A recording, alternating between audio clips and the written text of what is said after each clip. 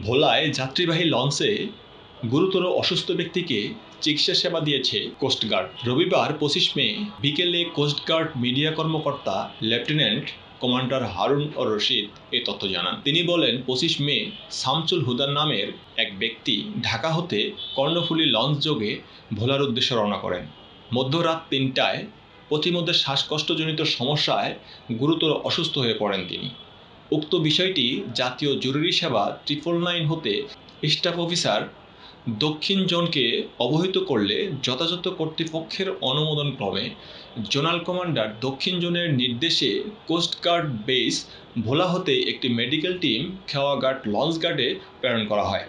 ভোর ৫টায় লঞ্চটি খেওয়াঘাট লঞ্চঘাটে পৌঁছালে কোস্টগার্ডের মেডিকেল টিম কর্তৃক অসুস্থ ব্যক্তিকে জরুরি প্রাথমিক সেবা প্রদান করে উন্নত চিকিৎসার জন্য অতি দ্রুত কোস্টগার্ড যানবাহনযোগে ভোলা সদর সরকারি হাসপাতালে স্থানান্তর করা হয়। পরবর্তীতে কোস্টগার্ডের উপস্থিতিতে কর্তব্যরত চিকিৎসক কর্তৃক যথাসময়ে সুচিকিৎসা পাওয়ায় উক্ত ব্যক্তির শারীরিক অবস্থার উন্নতি হয়েছে।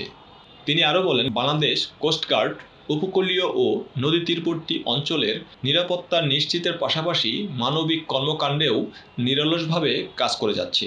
উল্লেখিত ঘটনাটি তার একটি বাস্তব প্রমাণ। জনগণের সেবায় কোস্টগার্ড সর্বদা নিয়োজিত ছিল এবং ভবিষ্যতেও এই ধারাবাহিকতা অব্যাহত থাকবে।